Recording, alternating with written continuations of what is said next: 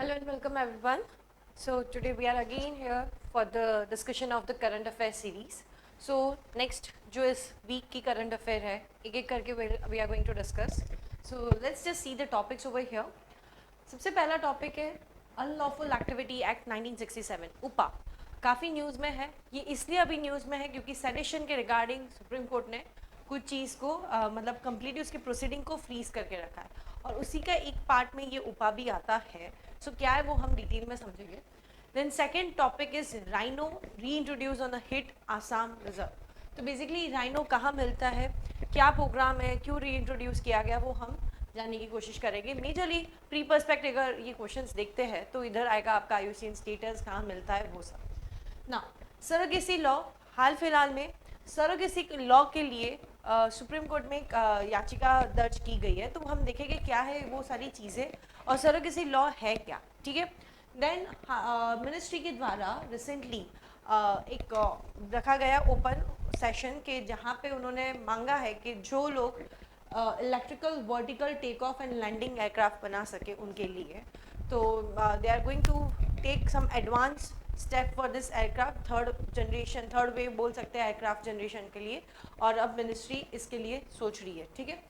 25 साल हो गए बिम्स्टेक को हाल फिलहाल रिसेंटली ही, और उसी की सेलिब्रेशन में क्या हुआ है वो हम देखेंगे. Then not for profit company, अभी कांग्रेस मिनिस्टर और the head of the Congress party Rahul Gandhi arrest हुए हैं. अरेस्ट तो नहीं बोल सकते, ईडी ने समन किया है उन्हें. सो बेसिकली ईडी ने समन किया है उन्हें, और किस चीज़ पे किया है और क्या है ये कंपनी लॉ और क्या है पूरा का पूरा मांझा, डिटेल में समझने की कोशिश करेंगे. Then Sant Kabir organisation of Islamic cooperation, एक कंट्रोवर्सी चली थी, उसी में से ही फिर ओआईसी ने हाल फिलहाल एक स्टेटमेंट दिया है, तो वो हम देखेंगे.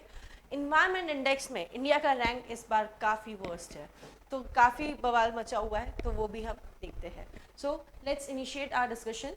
सबसे पहला topic unlawful activity prevention act 1967.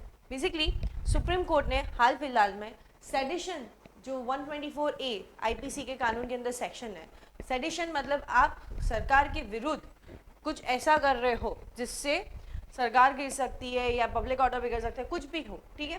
तो वो सेडिशन चार्जेस लगा सकते हैं. काफ़ी वेग टर्म्स है उसके अंदर. ये कॉलोनियल एरा का लॉ है जो हाल फिलहाल में भी चल रहा है, और कितनी बार सुप्रीम कोर्ट ने इंटरवेन किया है कि बिना मतलब को ये मत लगाया करो बिकॉज इसका कन्विक्शन रेट बहुत कम होता है, और कितने लोग केस उनके ऐसे ही पेंडिंग रहते हैं तो वो जेल में बिना वजह ही ट्रायल बिना अंदर रह रहे हैं. तो इसी को अकॉर्डिंग सुप्रीम कोर्ट ने अभी फाइनली बोला है सरकार को आप इसके विमर्श कुछ विचारिए, तब तक 124A को फ्रीज कर दिया जाएगा, उसकी कोई भी प्रोसीडिंग नहीं होगी.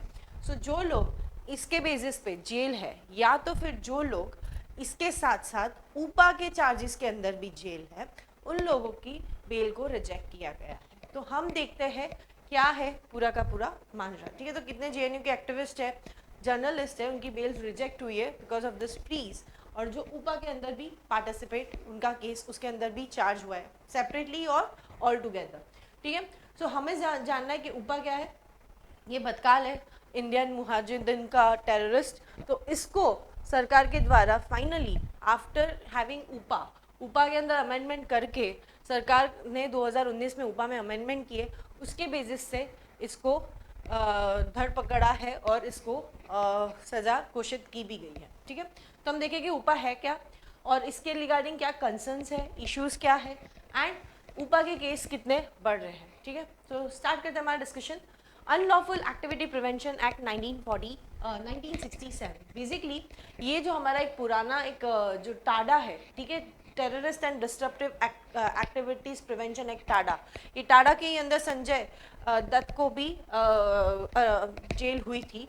एंड पोटा है प्रिवेंशन ऑफ टेररिज्म एक्ट जो 2004 के अंदर था. ठीक है. ये पोटा एंड टाडा इन दोनों को बंद कर दिया है, उसी का पूरा मिश्रण इसके अंदर अमेंडमेंट करके डाल दिया है. बेसिकली अनलॉफुल एक्टिविटीज़ क्या, कि जो ऐसी एक्टिविटी हो जो सरकार को डिस्टर्ब कर सके, कुछ पब्लिक ऑर्डर में ला सके, नेशनल सिक्योरिटी को खतरा हो, वो सारी चीज़ें उसमें डाली थी. विद टाइम टेररिज्म का एंगल भी इसमें डाल दिया था कि टेररिज्म ऑर्गेनाइजेशन ऊपा के अंदर सरकार कोई भी ऑर्गेनाइजेशन को टेररिस्ट घोषित कर सकती है. इस एक्ट में टेररिस्ट कौन है वो डिफाइन नहीं किया है, बट टेररिस्ट एक्ट कैसे है वो बताया है. ठीक है. सो ये इसकी बैकग्राउंड हिस्ट्री थी। मेन ऑब्जेक्टिव क्या है, ये पावर देता है सरकार को कि integrity and sovereignty of India के विरुद्ध कुछ हुआ है तो उस पर एक्शन ली जाए। एक्चुअल में नेशनल इंटीग्रेशन काउंसिल जो है उनके पास जो पावर थी वो सिर्फ और सिर्फ रिस्ट्रिक्ट करती थी इन्हीं एस्पेक्ट पे। ऊपा के अंदर क्या डाला है, ऊपा के अंदर डाला है टेररिज्म को भी। अभी ये जो एस्पेक्ट है ये कम्युनलिज्म, रीजनलिज्म, कास्टिज्म तक ही नेशनल इंटीग्रेशन काउंसिल थी, but what about the terrorism aspect, so terrorism को ऊपा के अंदर डाल दिया गया है, ठीक है। सो अनलॉफुल एक्टिविटी प्रिवेंशन एक्ट के अंदर टेररिस्ट ऑर्गेनाइजेशन को सरकार घोषित कर सकती है और उनके विरुद्ध फिर कार्रवाई होगी। एक बार कोई ऑर्गेनाइजेशन टेररिस्ट हो गई तो फिर काफ़ी स्ट्रिंजेंट उनके लिए प्रोविजंस है, ठीक है ना। हावेवर ये जो पूरा का पूरा मांझा है ये actually international convent on civil and political right, basically human rights के अंदर का सारा मांझा है वो कंट्रावेंट कर देता है। अगर ऊपर आता है तो राइट्स चली जाती है। सो कहीं ना कहीं जैसे फॉर एग्जांपल कोई पर्सन सेशनिज्म करना चाहते हैं, मतलब एक अलग देश की मांग करे कि इंडिया से बाहर होकर हमें वो बनाना है, या कुछ ऐसा ग्रुप कुछ एक्सट्रीम लेवल तक, तो उनको ऊपर के चार्जेस लगा सकते हैं। तो ये कहीं ना कहीं सिविल एंड पॉलिटिकल राइट्स को रिस्ट्रिक्ट करने की कोशिश कर रहा है, इसलिए ये भी एक उसकी कंट्रोवर्सी है ना।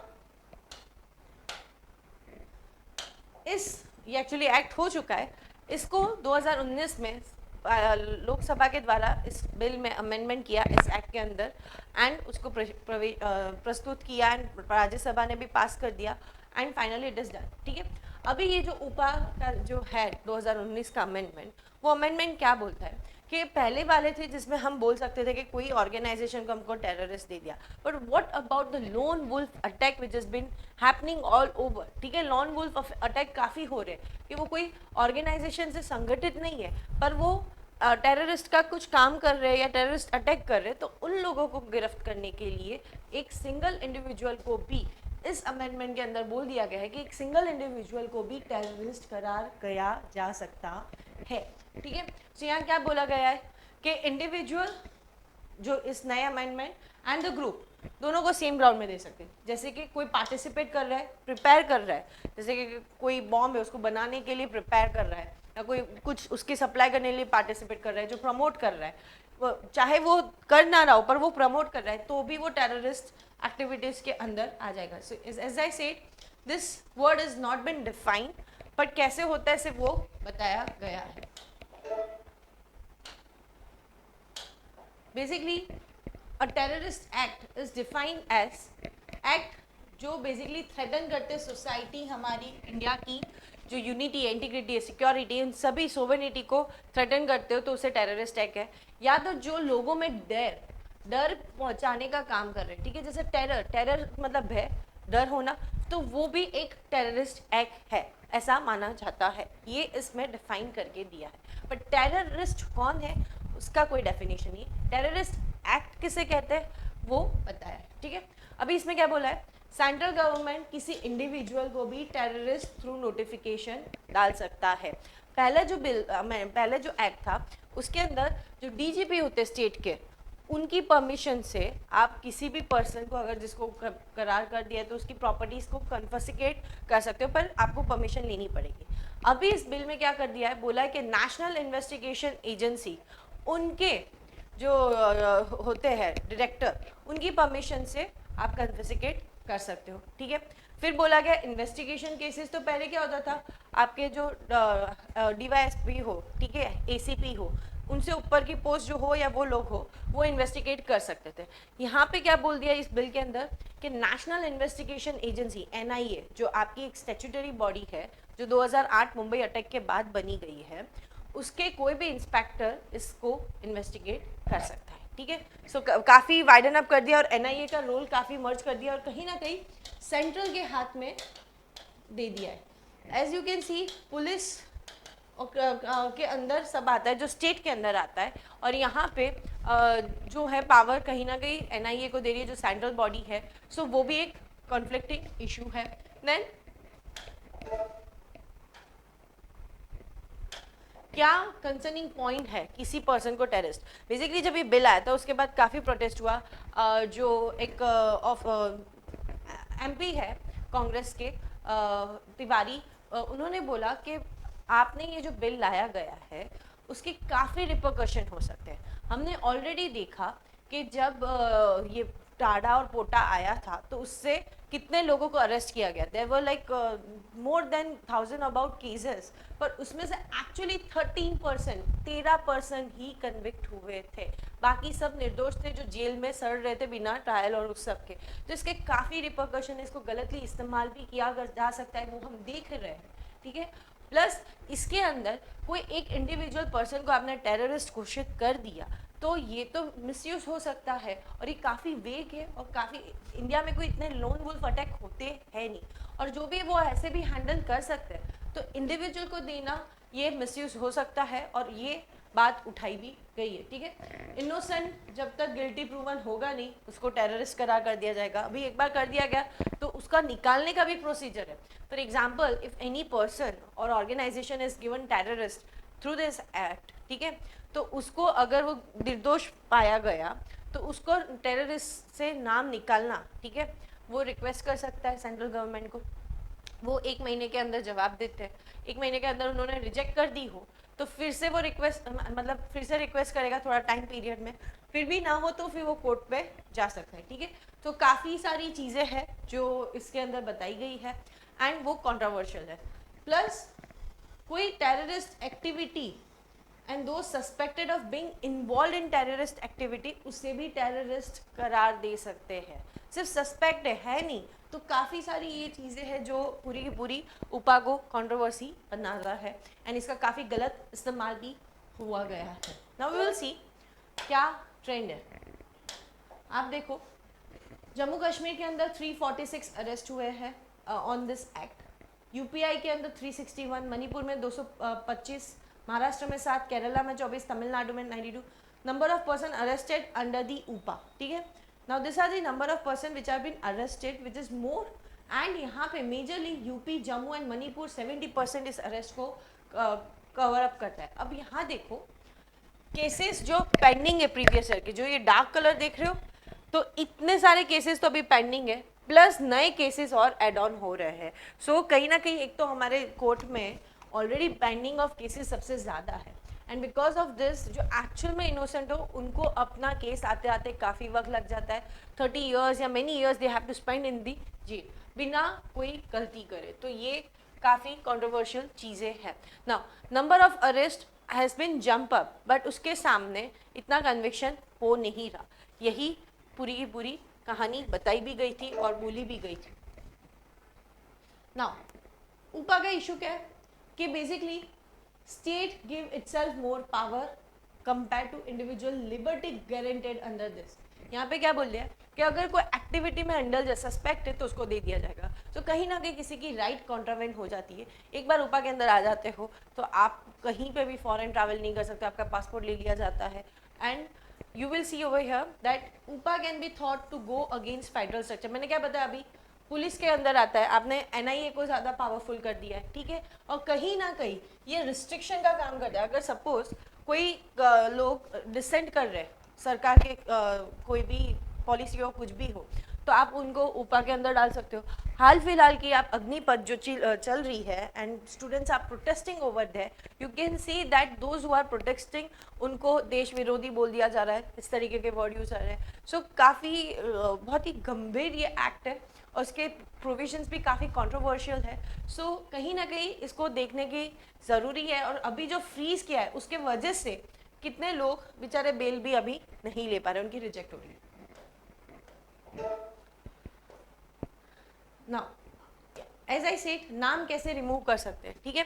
तो नाम रिमूव करने का सिस्टम है। आप देखो यहाँ पे कि भैया आपका जो नाम मैंने टेररिस्ट दे दिया, अभी आपके नाम रिमूव करना है, तो आप बोलोगे सरकार को, सरकार ने मना कर दिया तो आप फिर से अप्लाई करोगे। उस वक्त रिव्यू कमेटी सरकार के द्वारा बिठाई जाएगी, जिसमें रिटायर्ड सिटिंग जज हो गए हाई कोर्ट के और 3 मेंबर्स हो गए। अब कौन से ये मेंबर्स होते हैं कि कोई क्वालिफिकेशन दी नहीं है, अब वो बताएंगे, उसके बेसिस पे फिर देखते हैं अगर हो या ना हो। अगर ना हो तो फिर आपको कोर्ट में वापस से जाना पड़ेगा उनके ऑर्डर को चैलेंज करने के लिए।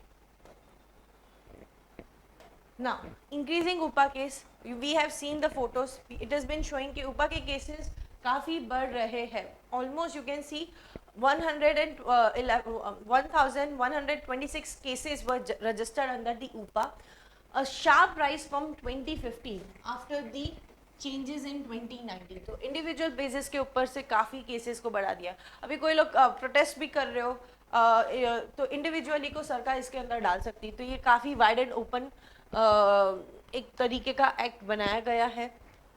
कहीं ना कहीं इसमें क्या होता है कि एक बार ऊपर लग जाता है तो आपको चार्जशीट वो सब करने का ऐसा ज़रूर नहीं कि एफआईआर सब वो करना ही पड़ेगा। You can directly go and arrest, ठीक है, एक बार कंप्लेन हो गई arrest. So this is the thing, यहाँ पे चार्जशीट फाइल करना, फिर बेल की कंडीशन वो काफ़ी स्ट्रिंजेंट है, और चार्जशीट के लिए टाइमलाइन बहुत रिलैक्सिंग है, तो ऐसा नहीं कि कल के कल ही सबमिट करनी पड़ेगी, ठीक है। सो you can C home minister ने हाल फिलहाल में रिपोर्ट दी जिसमें बताया है कि सिर्फ इतने ही केस उपा के दौरान कन्विक्ट हुए थे, बाकी के कन्विक्ट ही नहीं हुए, गलत केसेस लगे हुए थे। सो काफ़ी अलग अलग टाइप का फैक्ट्स दिख रहा है इधर इस एक्ट के थ्रू कि कैसे इनोसेंट लोग अरेस्ट हो जाते, पर उनका फाइनली जब उनका जुडिशियरी के द्वारा दिया जाता है इनोसेंट, तो उनका टाइम निकल जाता है एंड कन्विक्शन रेट काफ़ी कम है। तो ये बहुत गलत तरीके से भी यूटिलाइज किया जा रहा है। नाउ सेकेंड टॉपिक, राइनो का री इंट्रोड्यूस करना into the Assam hit reserve. See one horn rhino जो है, ठीक है, you can see over here one horn rhino, वो सबसे ज़्यादा मात्रा में काजीरंगा नेशनल पार्क आसाम में मिलते हैं। अभी एक पॉइंट में उनकी पॉपुलेशन काफ़ी थी, but because of their horn उनका हंटिंग हुआ जाता था और उनकी पॉपुलेशन विंडल हो गई। कहीं कहीं पे जो राइनो की बाकी की जो है सुमात्रा जावा, वो तो क्रिटिकल एंडेंजर उस स्टेटस पे पहुंच चुके हैं। तो इसलिए कहीं ना कहीं राइनो को प्रिजर्व करने की भी शुरुआत सरकार के द्वारा करी थी। तो अब देखते हैं, ये जो वन ऑन राइनो है जो आसाम के पास एक नेशनल पार्क है, मानस नेशनल पार्क, वो बॉर्डर करता है भूटान को। वहाँ पे पाया गया है, एक सेंसस हुआ था, वहाँ पे रिवील किया कि they have high life expectancy, significant growth in population. So 14 Assam rhino का एक सेंसस हुआ, राइनो का भी सेंसस होता है आसाम के अंदर, 14 सेंसस हुआ, उसमें बताया कि उनकी लाइफ एक्सपेक्टेंसी ज़्यादा है और काफ़ी अच्छी मात्रा में वो ग्रोथ करते हैं, ठीक है।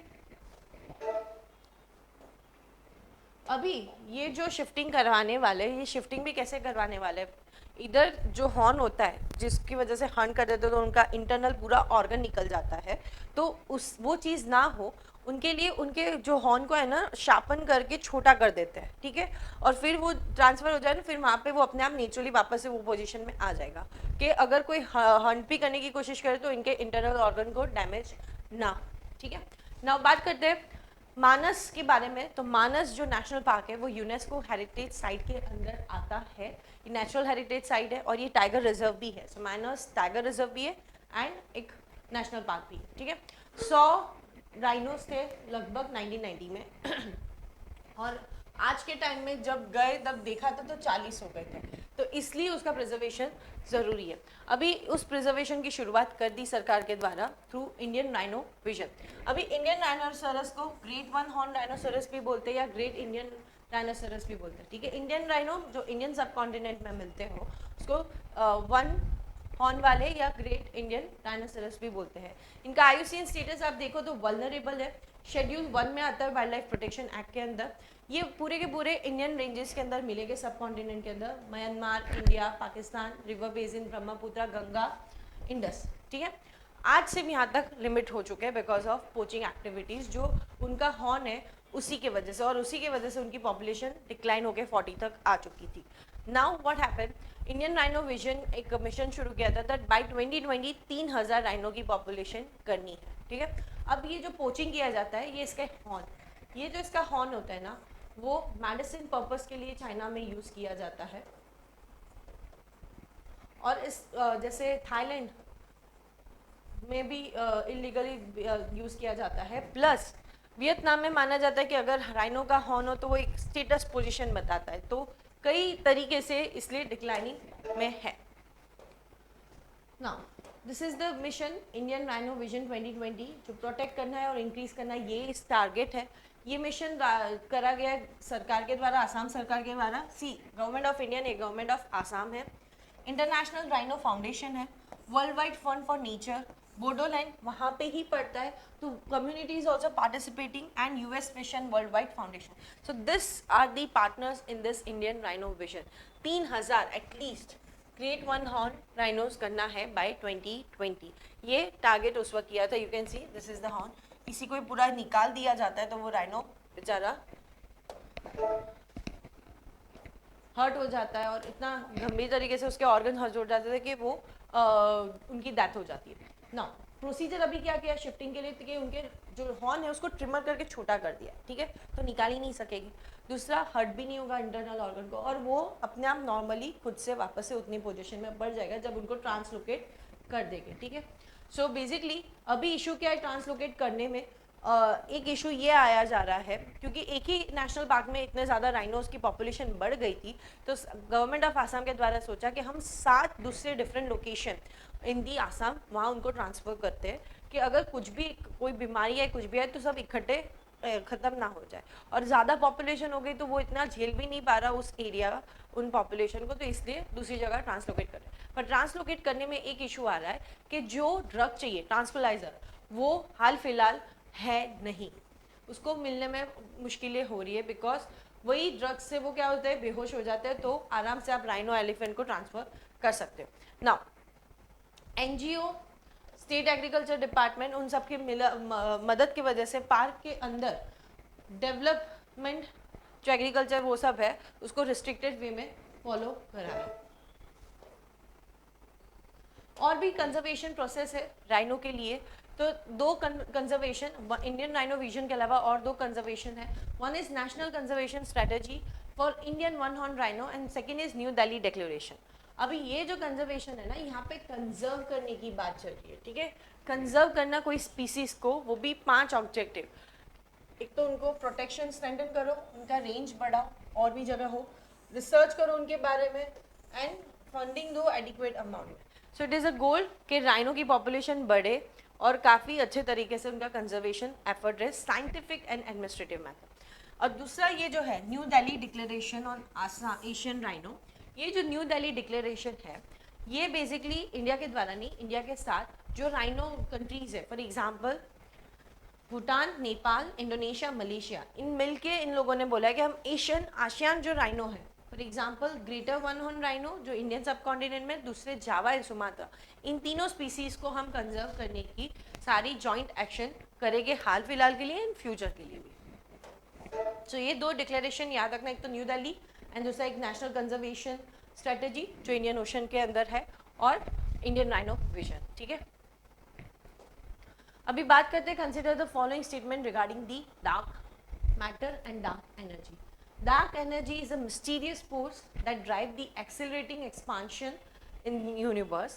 Dark matter interact with the universe through its gravity. Dark energy constitute roughly 27% and dark matter for about 68%. Which of the statement are correct? बताइए.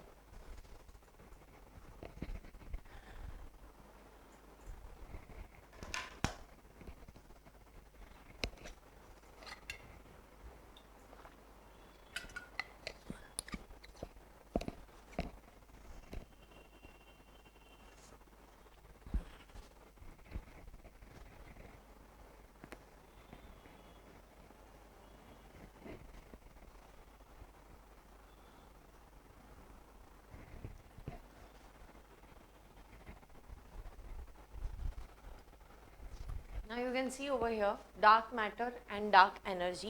See dark matter ऐसा matter है जो हम देख नहीं सकते but कहीं ना कहीं for example I'll quote you, क्या example है, जैसे हमारा सन है उसके ही आसपास रोटेट करता है अर्थ.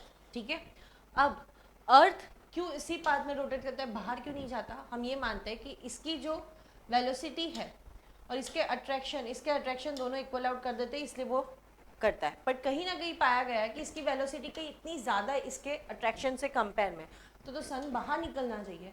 सो क्यों सन फिर अर्थ बाहर निकल जाना चाहिए पर फिर भी अर्थ रिवॉल्व करता है सन के अराउंड.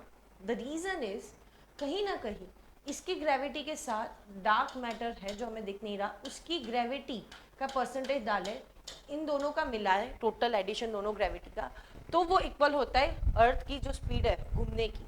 ठीक है, तो इसलिए वो उधर उसी पाथ पर है। तो ये बात कहीं ना कहीं सही है कि वो यूनिवर्स से उसकी ग्रेविटी से इंटरेक्ट करता है, ठीक है। Then first statement, dark energy is a mysterious force. Yes, dark energy एक ऐसी मात्रा एनर्जी है बिकॉज एक टाइम के बाद जब बिग बैंग हुआ था एक डार्क एज आ चुका था एंड कहीं ना कहीं कोई लाइट नहीं, कुछ भी नहीं, एंड देन उसके बाद विजिबल लाइट, गामा लाइट, वो सब, तो हाई एनर्जी, तो कहीं ना कहीं एक ऐसी एनर्जी फॉर्म हुई जो यूनिवर्स को एक्सपांड कर रही है, जिसका हम देख सकते हैं रेड ब्लैंकेट, जो रेड कलर का वो दिखाता है, एनर्जी कहीं दूर जा रही होती है आपसे पास में तो वो रेड कलर होती है। सो universe is expanding. Third statement is wrong, dark energy actually 68% है, डार्क मैटर 27% है। सो इस बेसिस से पता चला है। सो आंसर इसका है 1 and 2। Second question, consider the following statement regarding international space station. काफी न्यूज में था, अभी आप बताइए।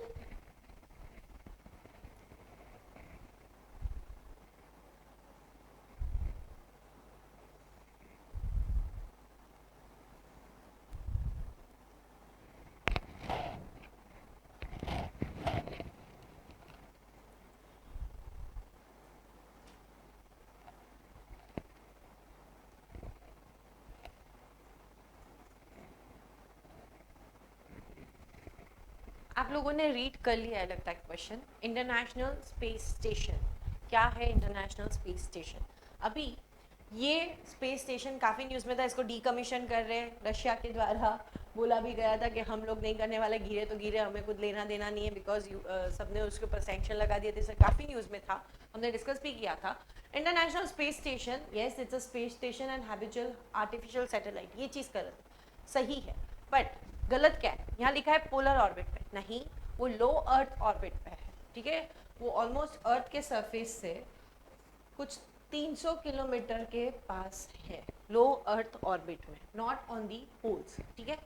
It serve as a microgravity and space environment research, yes, वहाँ पे माइक्रोग्रेविटी एक्सपेरिमेंट होता है, सब कुछ होता है। ये बहुत सारी स्पेस एजेंसी के द्वारा जॉइंटली, यस, एक जना नहीं ले जा सकता। It is equal to a football ground, उससे भी थोड़ा बड़ा है ये स्पेस स्टेशन बेसिकली। एंड ये नासा के द्वारा, जापान जाक्सा उनकी space agency, then European space agency, Canada space agency, इन सभी के द्वारा मिलके जॉइंटली एक्सेस किया गया है। So answer will be 2 and 3 B.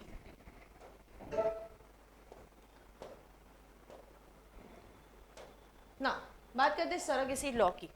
सी हाल फिलहाल में एक पर्सन ने पेटिशन फाइल की है रिगार्डिंग दिस लॉ कि ये लॉ कहीं ना कहीं आर्टिकल 21 को वायलेट करता है, राइट टू लाइफ। ये लॉ के जो प्रोविजन है वो बायसनेस करते regarding the gender, regarding the marital age and regarding the child, किससे होना चाहिए किससे नहीं, ये सारी कंडीशंस के वजह से इट इज़ वेरी डेरोगेटरी, और उसी के लिए उन्होंने फाइल की है दिल्ली हाई कोर्ट के अंदर एक पिटीशन। ना थिंग इज, इससे पहले हमें समझना है कि सरोगेसी होता क्या है। सरोगेसी एक assistant reproductive technology for those couples who can't have child because of some reason और इनफर्टिलिटी के वजह से, तो वो लोग कोई एक सरोगेट मदर को ले सकते हैं और उनका खुद का स्पर्म या एंड जो एग होता है वो फर्टिलाइज करके बाहर लैब में सरोगेट मदर में फिट किया जाता है। यहाँ पे सरोगेट मदर का सेल नहीं यूज़ किया जाता, ये याद रखना, ठीक है। सो ये सरोगेसी है। सो बेसिकली कोई थर्ड पर्सन से होता है, पर सारी कैरेक्टरिस्टिक बच्चे की उनकी ही होती है क्योंकि उनका ही सेल यूज़ किया जाता है। सो फादर का स्पर्म, मदर का एग, ठीक है, इसको फर्टिलाइज करते हैं और ये फिर जब एम्ब्रॉय में बन जाता है तब इसको सरोगेट मदर के अंदर फिट करते हैं, ठीक है, इसे ही बोलते हैं सरोगेसी। अब उसी को ही कंडक्ट करने के लिए एक लॉ बनाया। हाल फिलहाल में एक मूवी आई थी मिनी, मिनी जो मूवी थी कीर्ति सेनन की, वो बताती थी कि किस तरीके से सरोगेसी को एक व्यापार बनाया है एंड प्लस कितने लोग फ्रॉड करके सरोगेट मदर के हाथ में वो बच्चे छोड़ के चले जाते हैं without any backup. What happen कि जो India has a huge hospitality demand over here, यहाँ पे हेल्थ की फैसिलिटीज़ लेने भी बहुत एक्सेस करने आते हैं। सो काफ़ी फॉरेन कपल्स और काफ़ी लोग यहाँ पर आते हैं नाउ व्हाट हैपन, वो लोगों ने सरोगेट मदर ले लिया होता है, दे गिव जो भी उनको डे टाइम केयर चाहिए होता है, जो भी होता है उस वक्त वो देते हैं। नाउ कल उठ के जब बच्चा आ जाता है, अगर उसमें कुछ डिफेक्ट हुआ तो वो लेने से मना कर देते, या तो फिर अगर वो दोनों कपल उस वक्त डिवोर्स कर लेते एक दूसरे को, तो they are not ready to accept the child, तो फिर वो बच्चा जाएगा कहाँ? And what about that surrogate mother? ठीक है, सो कहीं ना कहीं इसी की वजह से ये एक शोषण बन चुका था और एक ह्यूमन लाइफ का भी सवाल था, और इसी के लिए सरकार के द्वारा ये लॉ बनाया गया टू रेगुलेट दिस सरोगेसी। इस लॉ में क्लियरली बोल दिया है कि कमर्शियल सरोगेसी नहीं चलेगी इंडिया में। सो कमर्शियली आप किसी को सरोगेसी नहीं कर सकते, बट अल्ट्रिस्टिक वाली सरोगेसी चल सकती है। For example, if there is a couple जो कोई वजह से बच्चे नहीं कर सकते, तो उनके लिए क्राइटेरिया है, और वो उनके घर में कोई रिलेटिव हो, वही पर्सन खुद की मर्जी से सरोगेट बन सकती है विदाउट गिविंग एनी मनी और समथिंग। ठीक है, सो कोई आप हॉस्पिटल में जाके कोई अननोन पर्सन से नहीं, इन योर रिलेटिव, तो ये अल्टरिस्टिक सरोगेसी है ना। See, under the act a couple of for surrogacy only on medical grounds, ये बोला गया है कि सरोगेसी के अंदर मेडिकल ग्राउंड्स के बेसिस पे ही आपको जाना पड़ेगा, और उसके लिए एक सर्टिफिकेट दिखाना पड़ता है कि आप एलिजिबल हो या नहीं। फिर कपल एटलीस्ट मैरिज होने चाहिए 5 साल तक, और उनका बच्चा लिविंग चाइल्ड ना हो उनके पास, तो they don't have any living child, and उनके 5 साल उनकी शादी को हो जाने चाहिए। Then surrogate mother, just a second, has to be close relative of the couple, a married woman with a child of her own and age between 25 to 35, ये criteria रखा है। मतलब एक तो या तो आपके घर में कोई फीमेल है, ठीक है, उसकी एज इतनी है, मैरिड है, और उनका एक बच्चा हो, वही सरोगेट बन सकती है, पर एक ही बार बनेंगी, बार बार वो किसी के लिए नहीं बन सकती। In her whole life time she can be one time surrogated only, वो भी उनकी मर्जी से। Though the law allow single women to resort to surrogacy, she has to be a widow or divorced between the age of 35 and 45। यहाँ पे ये भी बोला है कि सिर्फ कपल नहीं, कोई सिंगल वुमेन है, अगर उन्हें भी चाहिए तो वो सरोगेसी के थ्रू जा सकते, पर हाँ उनकी एज होनी चाहिए 35 से 45, एंड वो विडो होनी चाहिए या तो डिवोर्स। ठीक है, सो सिंगल मैन के लिए लॉ कोई एलिजिबल नहीं है, इसलिए ये सारे वजह say that person has filed the petition. Now going in detail further, issue क्या है? एज आई सेड, यहाँ पे वुमेन की एज रखी है कि ये होने चाहिए, मेल नहीं कर सकते, सिर्फ और सिर्फ वुमेन जो मैरिड हो, ठीक है, और उनका बच्चा कोई ना हो, कपल नहीं कर सकता है, तो ही वो कर सकते हैं। सो कहीं ना कहीं जो पेटिशन इसने क्या बताया कि सरोगेट प्लस जेनेटिकली लिंक होनी चाहिए कपल से, तो ये सारी जो चीज़ें हैं वो एक तो राइट टू प्राइवेसी हर एक सिटीजन की, कि उन्हें कैसे बच्चा चाहिए, ठीक है, उसको अफेक्ट करती है उनके डिसीजन को, एंड सरोगेसी इस चीज़ को ले रहा है, उनके संवैधानिक अधिकार, फंडामेंटल चीज को। ठीक है, so article 21 right to life also provide autonomy for the reproduction, ये इनका कहना है, और इसी बेस पे उन्होंने पेटिशन फाइल की। नाउ बात करते हैं इस एक्ट की, 2021 का एक्ट है।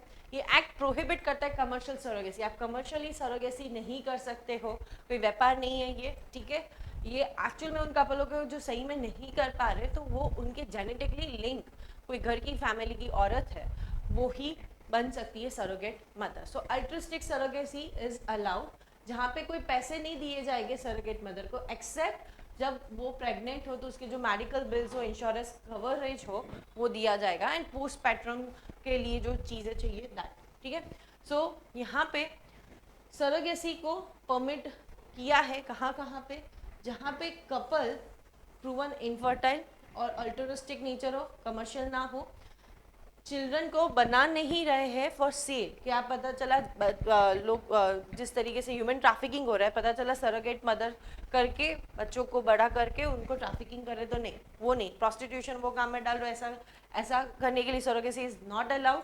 ऑल्सो कोई डिसीज स्पेसिफाइड एनी कंडीशन हो तो उसके लिए भी रेगुलेशन है।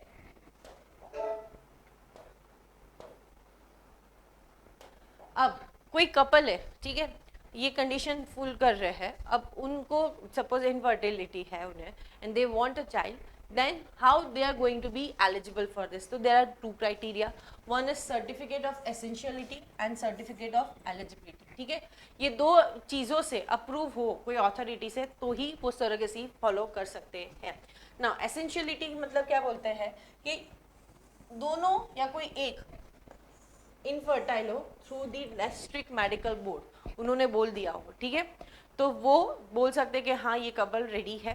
प्लस एक बार जब हो जाए तब वो सरोगेट चाइल्ड को मजिस्ट्रेट उन कपल को ट्रांसफर कर देता है.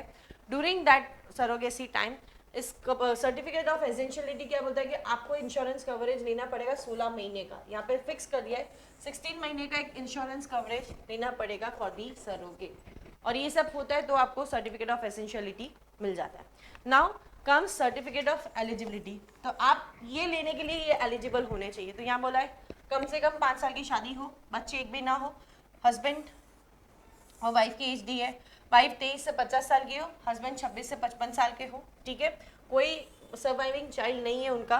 और this would not include a child who is mentally और फिजिकली चैलेंज और suffer from life threatening disorder. ठीक है, तो इसके सर्वाइविंग चाइल्ड के अंदर ये चीज़ नहीं डाला गया, ये याद रखना. अदर कंडीशन जो स्पेसिफाइड की हो बाय रेगुलेशन, तो ये एलिजिबिलिटी अगर मिलती है तो ही वो सर्टिफिकेट ऑफ एसेंशियल लेंगे और उसके लिए भी ये क्राइटेरिया ये फिक्स हो जाते हैं तो उन्हें मिलता है. ऐसे ही नहीं जाके कोई सरोगेसी कर सकता. अब जो सरोगेट मदर है उसके लिए भी क्राइटेरिया सरकार ने रखे. क्या? ये रिलेटिव होनी चाहिए. ठीक है, कपल से, प्लस शादीशुदा होनी चाहिए और खुद का एक बच्चा होना चाहिए एटलीस्ट. एंड इनकी उम्र इतनी होनी चाहिए 25 से 35. ना सरोगेट वो एक ही बार अपने लाइफ में हो सकती है और इनको अपनी फिटनेस बॉडी का मेडिकल साइकोलॉजिकल फिटनेस का सर्टिफिकेट लेना पड़ेगा. उसी के बाद वो सरोगेट हो सकती है. But she will not give her own gamete. ठीक है, वो उनका सेल नहीं देगी, रिप्रोडक्टिव सेल जिसे गैमेट बोलते हैं वो अपना नहीं देगी, ये कपल का ही होगा ना. इसी के लिए national surrogacy board, state surrogacy board भी बनाया गया है. इनका फंक्शन क्या है? पॉलिसी बनाना. ठीक है, कोड ऑफ कंडक्ट जो क्लिनिक्स है सरोगेसी की वो कैसे वर्क कर रही है और सरोगेसी बोर्ड के कामों को सुपरवाइज करना.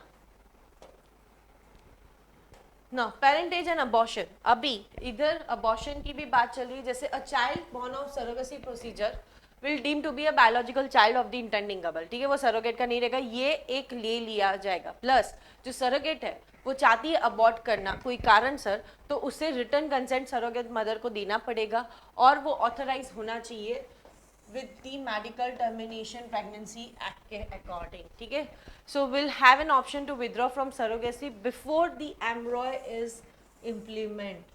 ये भी है और एक बार हो गया तो उसके बाद अबॉर्शन करना उसका भी प्रावधान दिया गया है. Now offenses and penalty. अभी सपोज यहाँ पे समझो कि कोई सरोगेसी ठीक है रेडी हो गए बट विद टाइम पता चला कि कुछ कॉम्प्लिकेशंस हो रहे हैं एंड मेडिकल टर्मिनेशन के अकॉर्डिंग वो कर सकते हैं, then she has to give written consent and यहाँ पे ये करना पड़ेगा.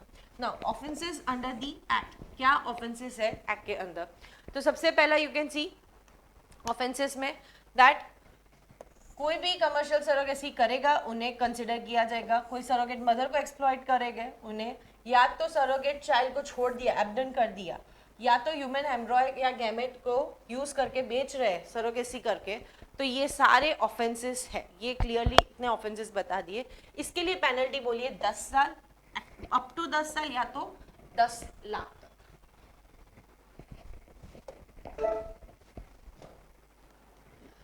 Now the next topic, electrical vertical take off and landing. Vertical take off and landing helicopters करते हैं, पर वो क्या करते हैं, वो उनकी जो विंड टर्बाइंस होती है ठीक है उसे रोटेट करते हैं, उससे वो प्रेशर होता है और वो ऊपर जाता है, फिर बाकी वो फ्यूल से चलती है. यहाँ पे इलेक्ट्रिक व्हीकल बनाने की बात कर रहे हैं और इसलिए मैन्युफैक्चरर्स को इनवाइट किया गया है to set up base in India. So you can see the photo इस तरीके से. कोई भी अर्बन एरिया जो काफ़ी भरा पड़ा है वहाँ पे ये कर सकते हैं इजीली. प्लस ऐसी जगह पे जहाँ पे आपका एयर स्ट्रिप ना हो, बिना एयर स्ट्रिप ज़रूरत कोई भी क्रिटिकल जगह हो तो भी वहाँ पे ये कर सकते हैं. ठीक है, सो इलेक्ट्रिक एयरक्राफ्ट क्या है? बेसिकली इलेक्ट्रिक व्हीकल है जिनका प्रोपल्शन सिस्टम पूरा इलेक्ट्रिक से बना हुआ होता है. So we can see over here the details.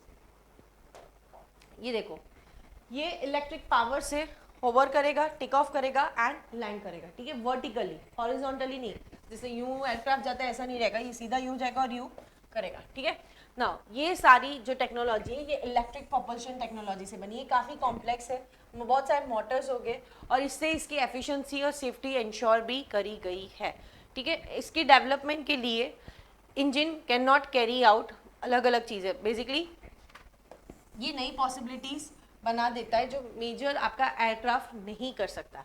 Urban air mobility, कोई भी अर्बन एरिया में आप इजीली जा सकते हो, ठीक है। हाई मैन्युबिलिटी एंड एफिशिएंसी, आप आराम से इसे घुमा सकते हो और बहुत एफिशिएंट है, रनवे की ज़रूरत नहीं है, ये इसकी बहुत अच्छी खासियत है। तो आप देखो अलग अलग मोटर्स टाइप लगाए हुए हैं। What are the development main for, basically ये बोल रहे कि एक तीसरा वेव करेगा एरियल रिवॉल्यूशन, तीसरा वेव ऑफ द एरियल। सबसे पहला हुआ था जो हम जिसमें बैठ के जाते कमर्शियल, हम एयरक्राफ्ट में बैठ के जाते, वो फर्स्ट था, सेकंड हेलीकॉप्टर एंड तीसरा ये हो सकता है। अभी 250 eVTOL कॉन्सेप्ट्स फाइन ट्यून हुए हैं और वर्ल्ड के अंदर एयरक्राफ्ट डायरेक्टिव के अंदर इनकी डिज़ाइंस लिस्टेड है। बेसिकली इनकी डिज़ाइंस मल्टी रोटर्स हमने देखे, फिक्स विंग भी हो सकती है, टिल्टेड भी हो सकती है, सेंसर कैमरा सब कुछ फिटेड है इसके अंदर। इसके डिज़ाइंस अलग अलग टाइप की है, सिंगल पर्सन हो तो होवर बाइक स्टाइल हो सकती है, पर्सनल फ्लाइंग डिवाइस, आराम से यूँ बैठ के ऊपर चले जाओ, एक ही इंसान बैठ सकता है। वेक्टर थ्रस्ट भी हो सकती है, यहाँ पे थ्रस्ट दिया जाता है for lift and cruise, lift and cruise type भी हो सकता है। विंगलेस, विंग्स ही नहीं है, ठीक है, तो थ्रस्ट नहीं, वो सीधा ऐसे ही ले लेगा पिकअप। इलेक्ट्रिक रोटर भी हो सकता है। तो ये अलग अलग डिज़ाइन है, वो आपके काम के इतना नहीं है deeply, but just for your explanation. Different technologies use की है, like lithium batteries, diamond nuclear voltaic technology battery, ये अलग अलग टेक्नोलॉजी बैटरी बेस उसको बनाने की कोशिश कर रहे हैं। Even there is an hybrid technology के हाइड्रोजन सेल से हम बैटरी को वहाँ पे चार्ज ऊपर करते हैं, या तो गैस पावर से चार्ज करेंगे बैटरी सिस्टम को, ठीक है। बड़े बड़े प्लेयर्स हैं जैसे जर्मनी के वोलोकॉप्टर, ओपनर, ब्लैक फ्लाई, यूएस के एयरबस, बोइंग, लिलियम, ये सभी ने डेवलप किया इसके प्रोटोटाइप्स, और इसी के लिए इंडिया ने भी यहाँ पे इनविटेशन भेजा है कि यहाँ पे भी हम बेस बनाते हैं, जैसे कि Vahana alpha 1, the Airbus Vahana and city Airbus project by Airbus, ठीक है। बेसिकली वाहन, आप अर्बन एरिया में आराम से मोबिलिटी करना हो, जैसे यहाँ से यहाँ जाना है, you can use this. So this is the new type of third aerial wave जिसकी बात कर रहे हैं। पर्सनलाइज व्हीकल्स भी इसमें हो सकते हैं। चैलेंजेस क्या है? चैलेंजेस है कि कल उठ के ऊपर इलेक्ट्रिकली कुछ सिस्टम बिगड़ गया, then what will be the responsibility, कुछ मतलब गिर विर गए, समथिंग हैपन, ठीक है। और वेट कंसिडरेशन है, काफ़ी वेट बढ़ जाता है इतना सारा सामान फिट करते हुए। लिमिट है ऑन बोर्ड इलेक्ट्रिक पावर का, और एक्चुअली बैटरी बहुत महंगी है, उसकी टेक्नोलॉजी को इवॉल्व होते अभी टाइम लग रहा है, ठीक है। So that is the issue. इसको सर्टिफाइड कौन करता है? तो federal aviation administration and UK, इन दोनों ऑर्गेनाइजेशन के द्वारा इसके लिए सर्टिफिकेशन देते हैं कि ये कैसे बनेगा, कैसे होगा, कौन चलाएगा, सबका लाइसेंसेस इनके द्वारा दिया जाता है। How will it be in India? Basically India के अंदर बीटा टेक्नोलॉजीज और बाकी मैन्युफैक्चर को इन्विटेशन इंडिया की सरकार ने दिया है कि आप इंडिया में मैन्युफैक्चरिंग करो। Beta technology with blade group, already इनका प्रेजेंस है इंडिया मार्केट में और इन्हीं को यूज़ किया जा रहा है। सो ब्लेड एक अर्बन एयर मोबिलिटी कंपनी है जिनका काम क्या है? Heavily congested and not well connected air services में कनेक्शन पहुंचाना, ठीक है, मतलब वहाँ पे मोबिलिटी को बढ़ाना। फिर यहाँ पे ये भी बोला गया है कि रेगुलेटरी अथॉरिटी इंडिया वो रूल्स फॉर्म करेगी किस तरीके से क्या क्या होना चाहिए। So it is just in the talk, but ये वर्ड इसलिए न्यूज़ में था तो इसलिए आपके लिए काम है कि है क्या ये सारा का सारा माजरा।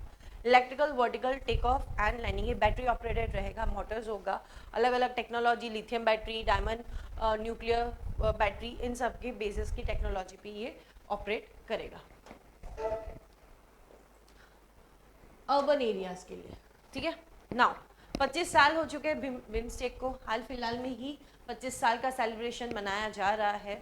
जून 6 को 25 ईयर्स कंप्लीट हुए हैं और इसकी शुरुआत हुई थी बैंकॉक के 1997 डिक्लेरेशन में, जब बिम्स्टेक की स्थापना हुई थी तब इसका नाम था बिस्टेक।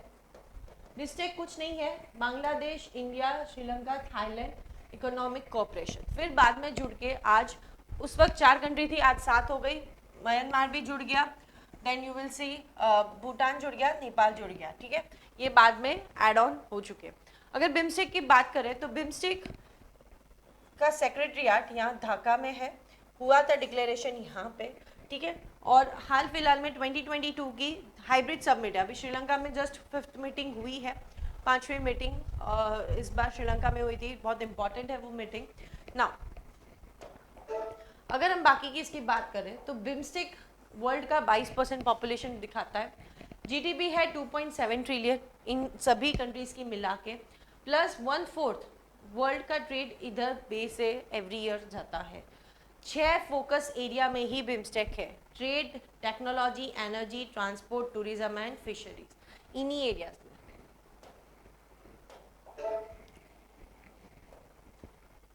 सो एज आई सेड, जो मैंने बताया वो यहाँ पे दिया गया है, और इनके मेजरली बिम्स्टेक के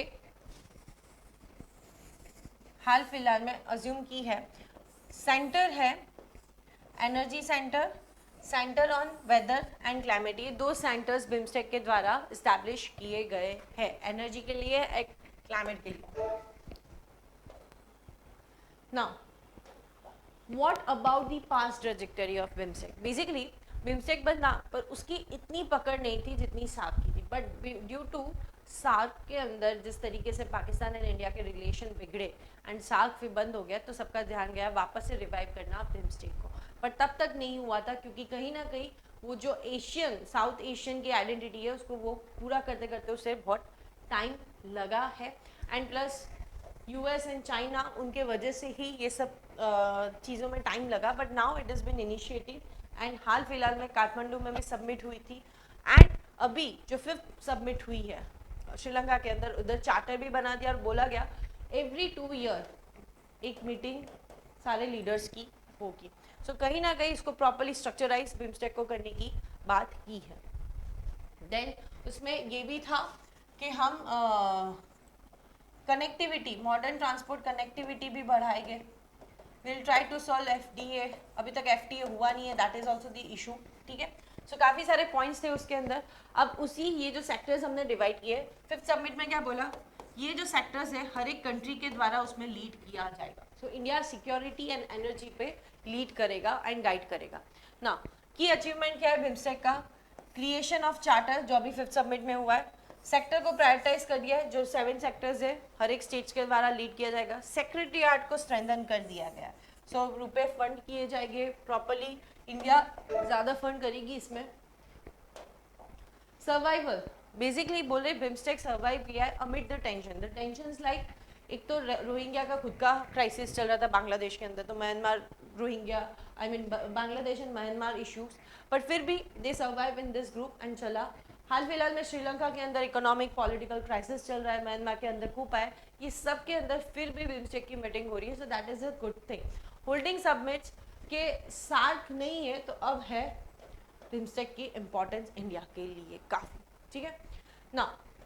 प्रोग्रेस क्या हुआ है, बेसिकली सिक्योरिटी कॉपरेशन, डिजास्टर, इस सब में तो बढ़ रहा है, but they are actually not making this all sector for the FTA. अगर ये हुआ तो धीरे धीरे इवॉल्व होके एक रीजनल ऑर्गेनाइजेशन की तरीके से स्थापना होना जाता है, सब रीजनल नहीं, रीजनल ऑर्गेनाइजेशन।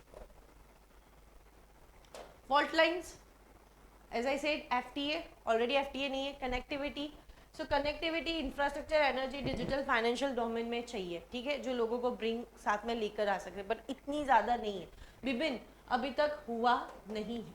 सो काफ़ी सारे इश्यूज है खुद के इंटरनल ना। बात करते हैं एशियन डेवलपमेंट बैंक।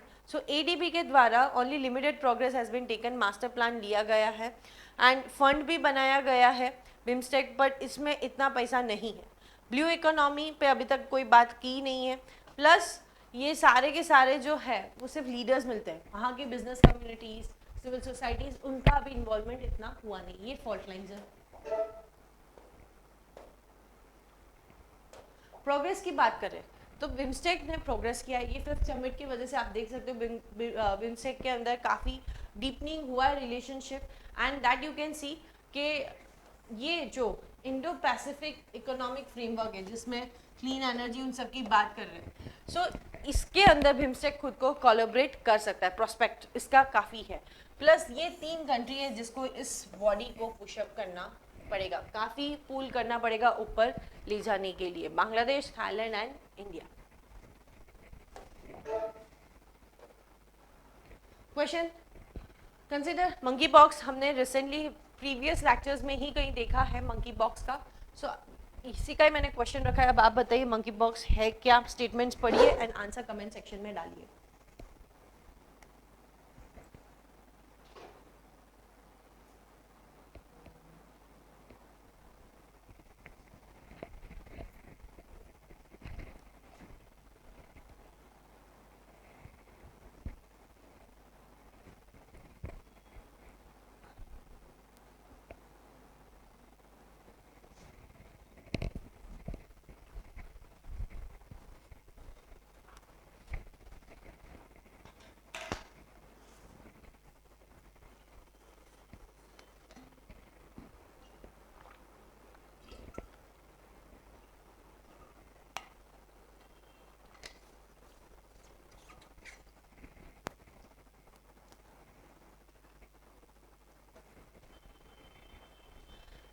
हमने लास्ट टाइम ही पढ़ा था मंकी बॉक्स के बारे में।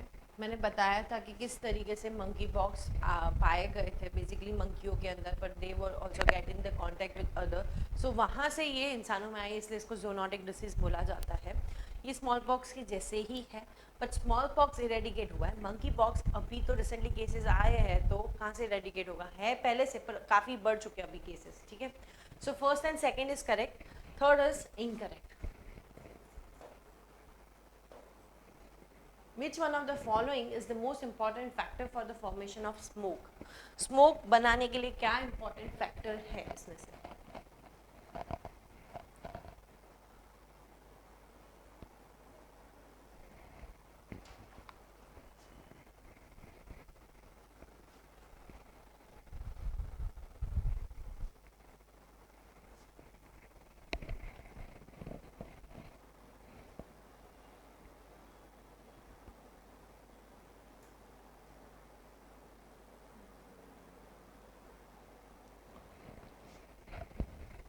पढ़ लिया? डालो आंसर कमेंट सेक्शन में, so we'll also get to know कहाँ आप गड़बड़ कर रहे हो। Now, which one of the following is the important factor for the formation of smoke? बहुत important factor कौन सा है इसमें से? लॉन्ग विंटर नाइट्स नहीं, स्मोक, स्मोक बात करिए, फोग और स्मोक का मिक्सचर है, जो इंडस्ट्री से स्मोक निकलता है, फोग, इन दोनों का मिक्सचर से स्मोक बना हुआ, ठीक है। टेम्परेचर गिर जाता है, सी लेवल नहीं, फॉर्मेशन ऑफ इन्वर्जन नहीं, प्रेजेंस ऑफ एयर पॉल्यूटेंट बताता है, ठीक है। जैसे कि डे टाइम के अंदर इंडस्ट्रीज में से धुआं निकलता है, अब उसके अंदर ग्राउंड लेवल का ओजोन बढ़ जाता है, वॉलेटाइल मटेरियल एंड सनलाइट होती है, उसी के बेसिस पे ये स्मोक क्रिएट होता है। ना नॉट फॉर प्रॉफिट कंपनी काफ़ी हाल में चर्चित है और काफ़ी प्रोटेस्ट भी चल रहा है। हम इसके पीछे का बैकग्राउंड समझने की कोशिश करते हैं, ठीक है। हाल फिलहाल ने ईडी ने राहुल गांधी जी को ट्रायल के लिए बुलाया गया है, बिकॉज ट्रायल एक कोर्ट में केस चल रहा था, उसी के बेसिस में। बैकग्राउंड समझते हैं। National Herald newspaper, national Herald newspaper 1938 में बनाया गया था बाय दी एसोसिएटेड जर्नल, ठीक है। इसकी स्थापना, इसके पैट्रन थे जवाहरलाल जी, प्लस 5000 हमारे जो बोलते हैं ना पेट्रियट सोल्जर्स, उनकी स्थापना से इसको बनाया गया था, ठीक है। नेशनल हेराल्ड न्यूज़पेपर, ये न्यूज़पेपर उस वक्त बना गया था।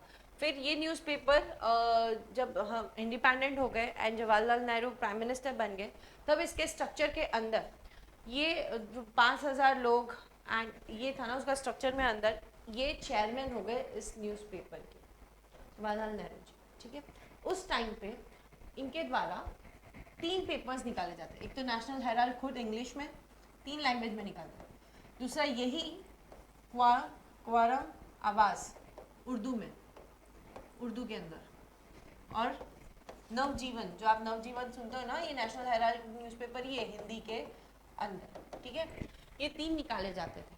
अभी हुआ क्या कि इन्होंने कुछ लगभग लिया था 90 लाख का, सॉरी 90 लाख और 90 समथिंग 90 करोड़, सॉरी 90 करोड़ जितना कुछ डेप्ट इनका हो गया था। लिया था किसी पर्पज से कांग्रेस से, पर काफ़ी इतना डेप्ट हो गया था तो कांग्रेस को उनको चुकाना था, बट ये हो नहीं पा रहा था। एंड उसी के चक्कर में हुआ क्या, 2008 में इस पेपर को बंद कर दिया गया था, ये पूरा का पूरा। अब चीज़ें यहाँ से देखो, समझो। Basically this was the time period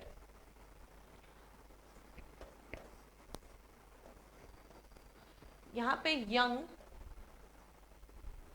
India limited ये कंपनी स्थापित की जाती है। सोनिया गांधी, राहुल गांधी एंड 2-3 और जने थे, और इसमें 76% जितना परसेंटेज सोनिया गांधी, राहुल गांधी जी का था, एंड बाकी का 2-3 जने थे, उन रिमेनिंग उन लोगों का शेयर होल्डिंग था, ठीक है।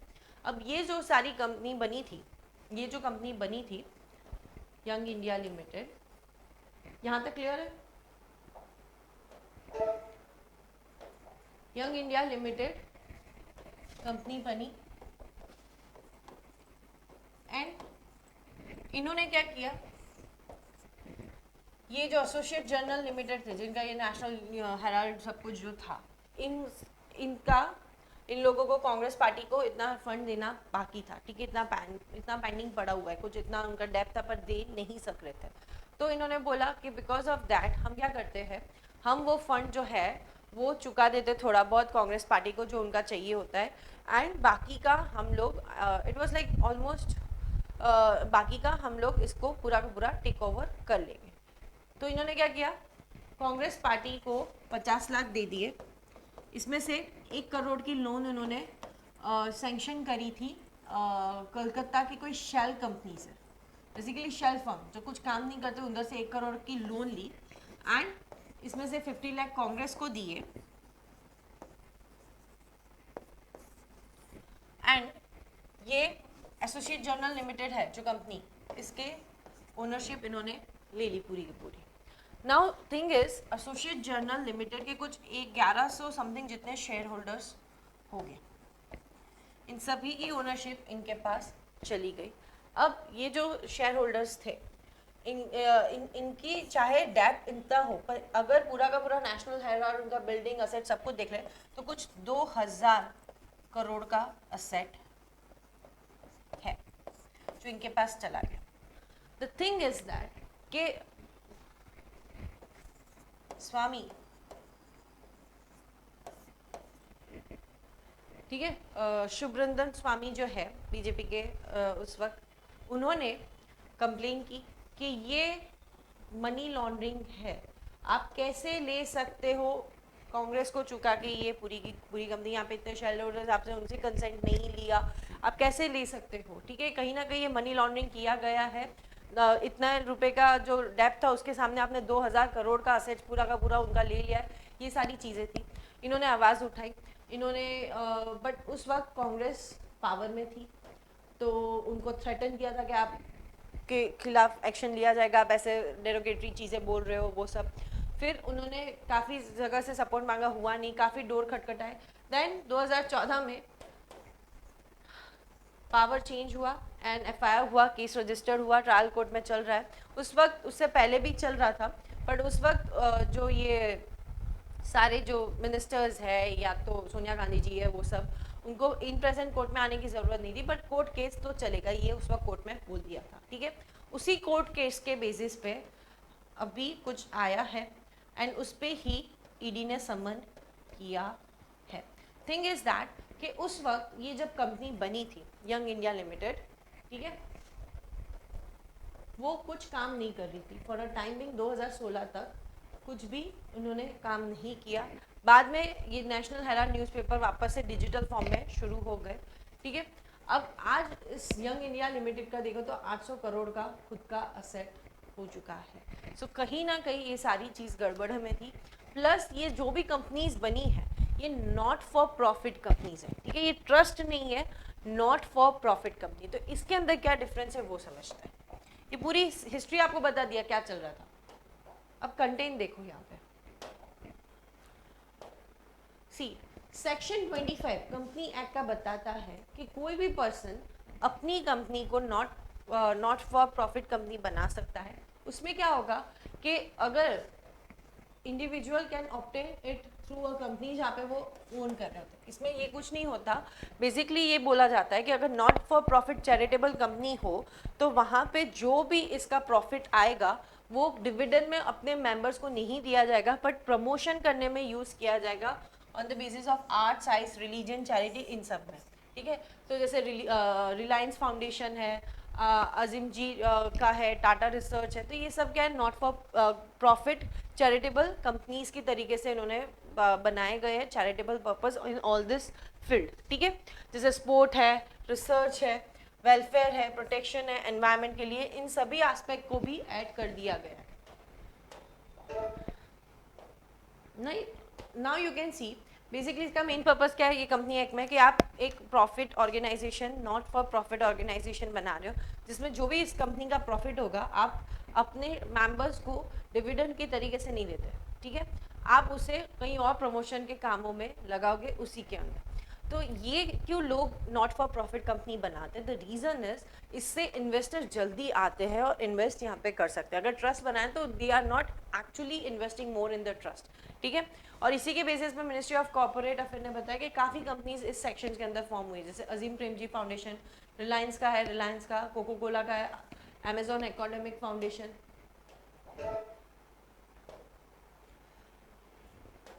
एज आई सेड, ट्रस्ट में इन्वेस्टर्स आते नहीं है, फॉरेन डोनर्स, और ट्रांसपेरेंसी इतनी होती नहीं है, इसलिए not for profit charitable company बनाते तो ट्रांसपेरेंसी भी रहेगी और काफ़ी डोनर्स आ सकते हैं।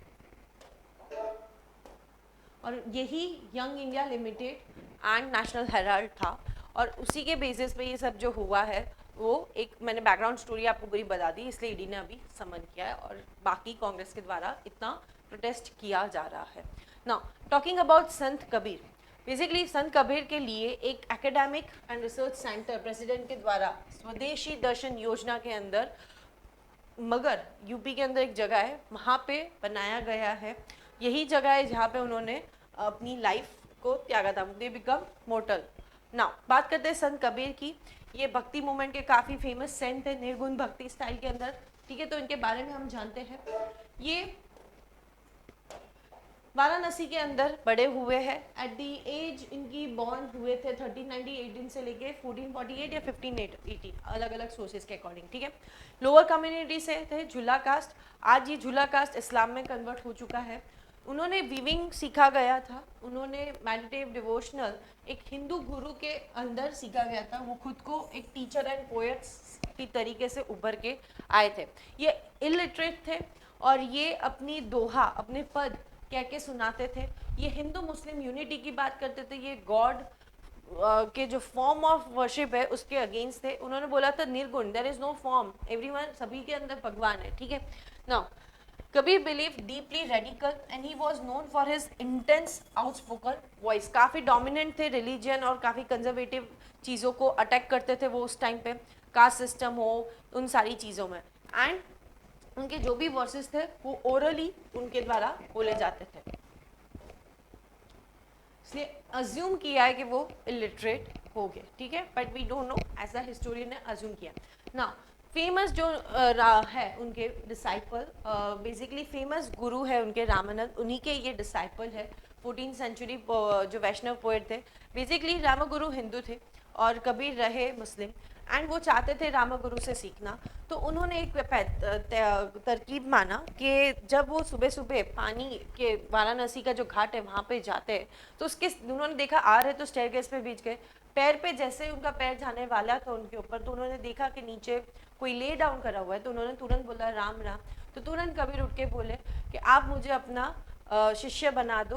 तो उन्होंने बोला कि ये नहीं पॉसिबल है। उन्होंने बोला आपने राम राम बोला तो ये मंत्र मेरे अंदर आए हैं और अब मैं आपको मुझे आपका शिष्य तो बनाना ही बने पड़ेगा। सो कबीर का एक बहुत अच्छा दोहा भी है ऐसी वाणी बोलिए मन का आप खोए, औरों को शीतल करे आप हूँ शीतल होए। ठीक है, have a very good language, a good communication, कि ऐसी ऐसी अच्छी भाषा बोलो, भाषा इन द सेंस इतने मिठास से बोलो कि सामने वाले को दर्द ना हो और आप सबके प्रिय हो। बोलते ना मीठी वाणी वाले सभी काम निकाल सकते हैं। सो भक्ति मूवमेंट 7th साउथ इंडिया के टाइम से भक्ति मूवमेंट शुरू हुआ है टिल दी 15th सेंचुरी, जो स्प्रेड अप हो चुका था। ठीक है, अगर मैं कबीर भी बात करूँ तो इन्होंने जो भक्ति मूवमेंट की बात की उसमें उन्होंने हिंदू मुस्लिम यूनिटी की बात की है, वर्ण सिस्टम को हटाने की बात की है, और बोला कि भजन वजन गा के आप डिवोशन करके साल्वेशन पा सकते हो। ठीक है, सो वन स्कूल विद भक्ति मूवमेंट इज द निर्गुण ट्रेडिशन, उसी में संत कबीर और गुरु नानक जी भी आते हैं। ठीक है, उन्होंने बोला कि भगवान यूनिवर्सल है एंड फॉर्मलेस, कोई फॉर्म नहीं। तो आइडल वर्शिप्स में ये नहीं मानते थे।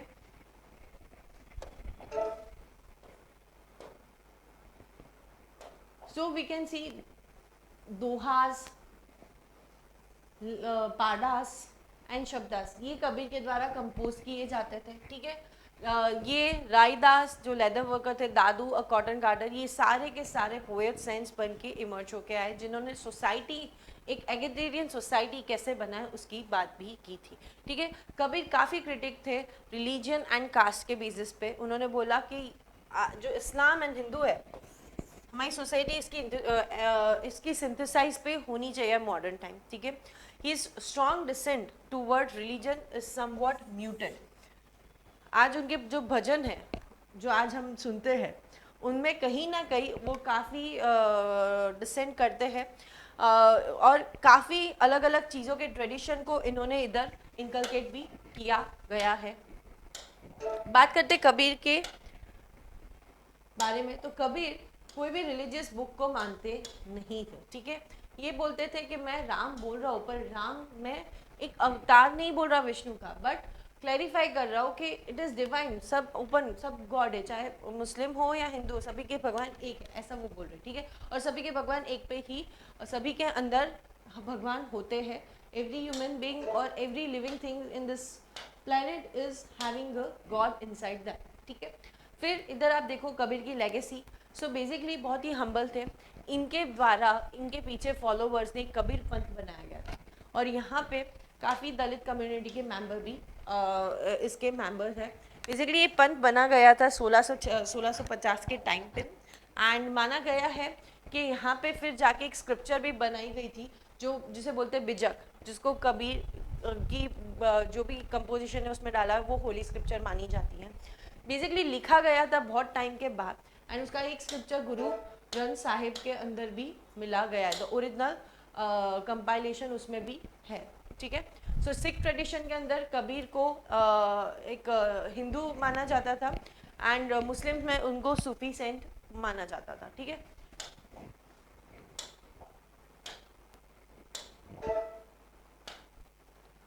ना हाल फिलहाल में मोहम्मद प्रॉफिट के ऊपर जो डेरोगेटरी रिमार्क आया है उसी के बेसिस में काफ़ी कंट्रोवर्सी बढ़ गई है, एंड उसी को एक्शन लेते ऑर्गेनाइजेशन ऑफ इस्लामिक कोऑपरेशन ने कड़ी फटकार इंडिया को दी गई और अपॉलॉजी भी न्यू दिल्ली से मांगी गई है।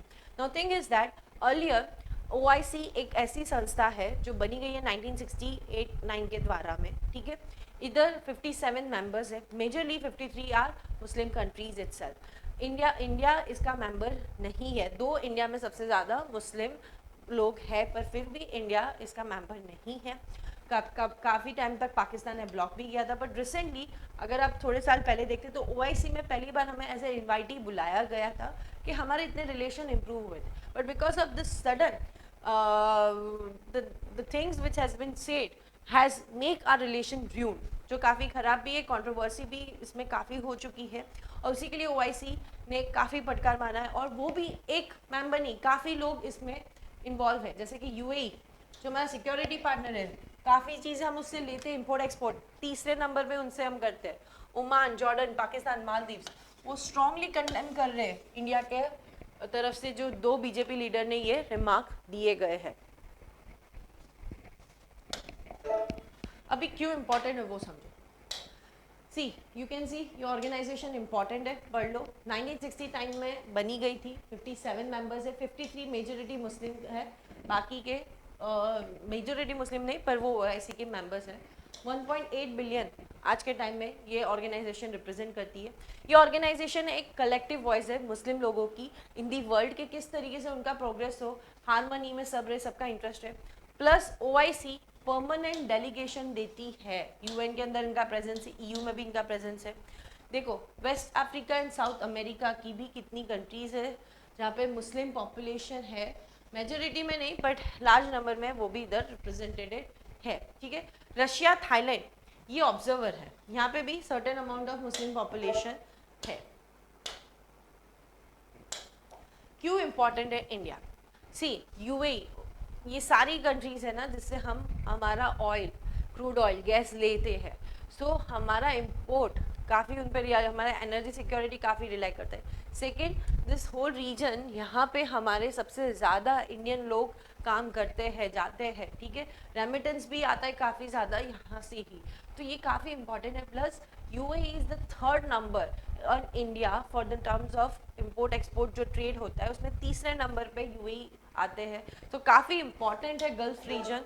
और उसी के बेसिस पे ये जो हुआ है तो काफ़ी चीज़ों को चेंज करता है, जैसे गल्फ कोऑपरेशन काउंसिल जिसमें यूएई भी है, बहरीन भी है, सऊदी है, ओमान है, कतार एंड कुवैत है। दिस इंपॉर्टेंट, ये याद रखना। जीसीसी ये दूसरी कोऑपरेशन काउंसिल है जो सऊदी के द्वारा शुरू की थी, इसमें उन्हीं के भाई चाचा साहब वाली कंट्री बैठी हुई है, ठीक है, वो इन्वेस्ट करते हैं इंडिया के अंदर।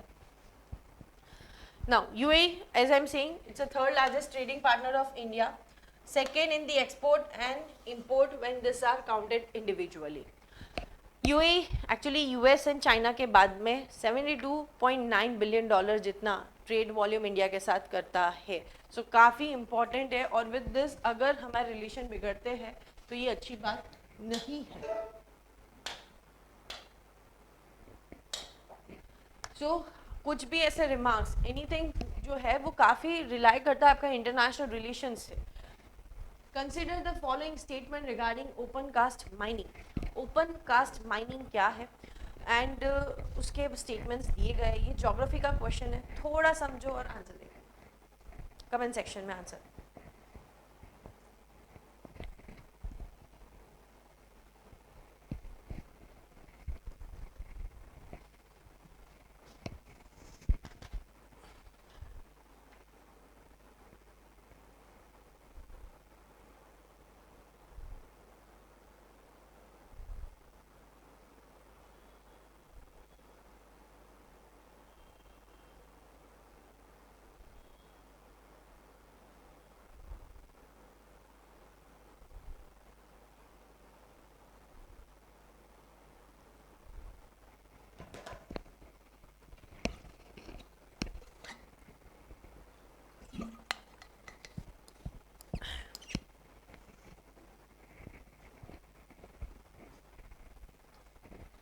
Consider the following statement regarding open cast mining.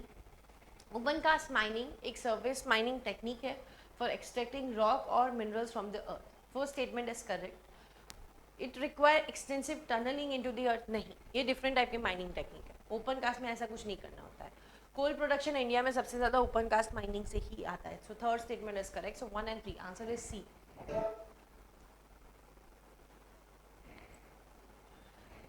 वंशुबा festival, ये इसके लिए अभी न्यूज़ में था इसलिए रखा गया है। Wanshuwa festival is celebrated in Karbi Anglong district of Assam. It is celebrated by Tiwa tribesman. क्या ये स्टेटमेंट सही है? थोड़ा भी पता हो तो सोचो।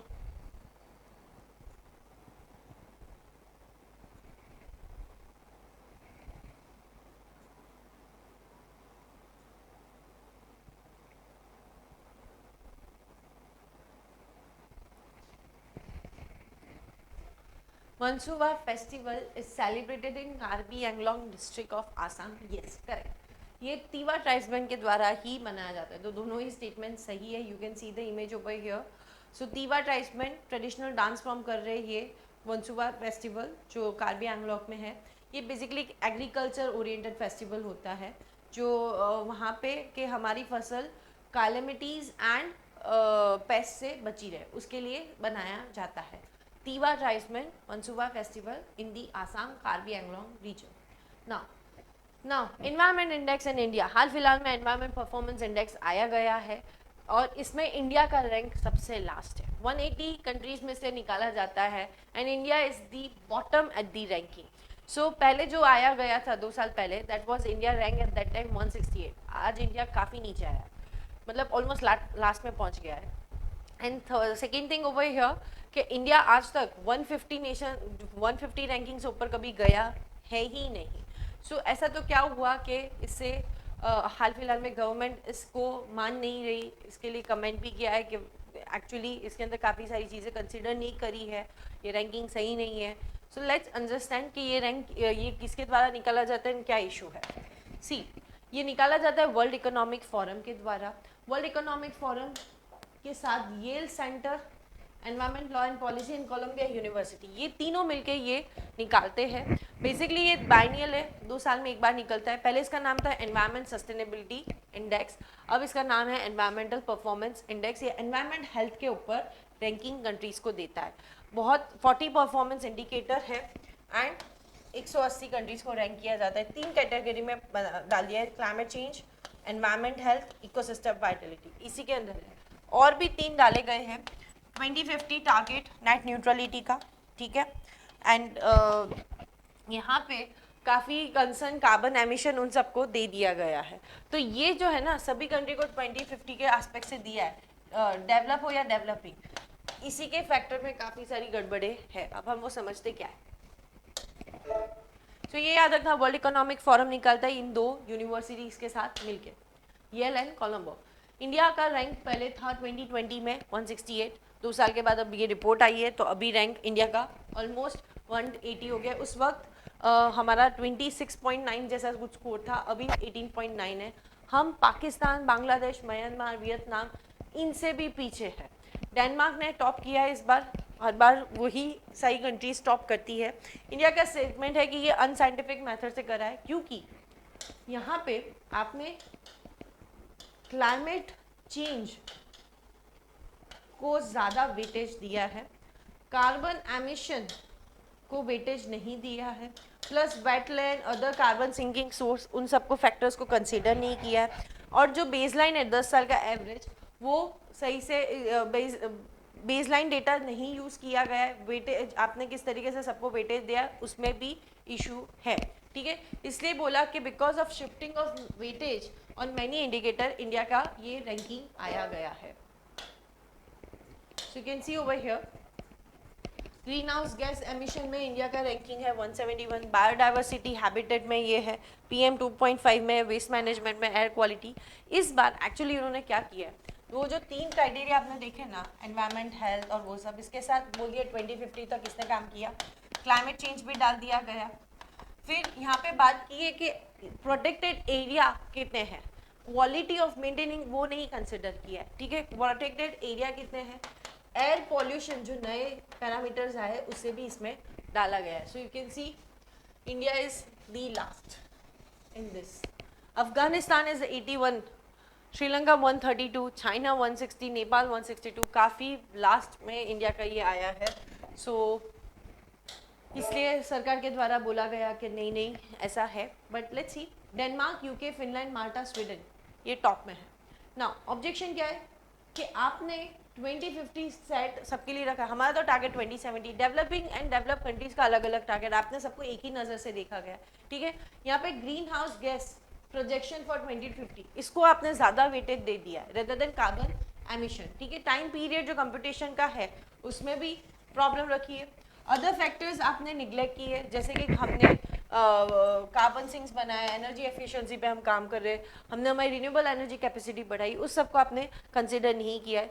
प्लस कार्बन सिंक को इग्नोर कर दिया कि ग्रीन हाउस गैस को मिटिगेट करने के लिए हमने फॉरेस्ट कवर्स बढ़ा रहे हैं, हम वेटलैंड्स इंप्रूव कर रहे हैं, वो आपने कंसिडर नहीं किया है।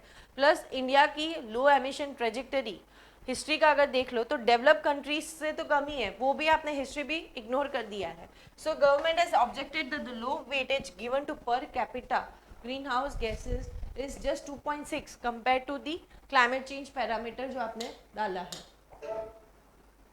ये सरकार का कहना है कि आपने रिन्यूएबल सोर्सेज हमने उसमें काम किया, वो सब कंसीडर ही नहीं किया है। आप प्रोटेक्शन क्वांटिटी बोल रहे हो कि कितने प्रोटेक्टेड एरियाज नेशनल पार्क या वो सब रखे, आपने क्वालिटी नहीं देखी। हम क्वालिटी भी आसपास पे काम कर रहे हैं, ठीक है। साइंटिस्ट भी कितने अग्री हुए इस रिपोर्ट से। सम साइंटिस्ट है स्टेट कि इसमें प्रॉब्लम तो है, क्योंकि वेटेज किस बेसिस पे दिया गया है वो डिस्क्रिशनरी है। कहीं आपने क्लाइमेट चेंज में ज़्यादा कर दिया तो वो सही नहीं है।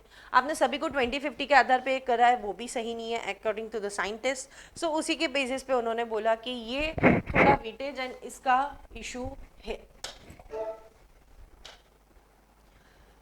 Now thing is either we should fight कि भैया आपने हमें रैंकिंग ऐसी क्यों दी, rather than we should also see कि हमारा लास्ट रैंक भी 168 है, कोई बहुत अच्छा रैंक नहीं था।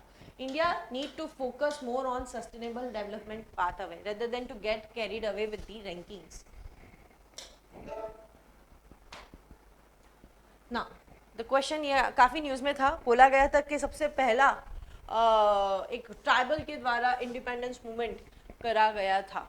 तो ये न्यूज़ में काफ़ी है, देखिए मसकर जलियांवाला बाग से भी बड़ा मसकर ऐसा बोला गया था, तो इसी के बेसिस पे ये न्यूज़ पे है।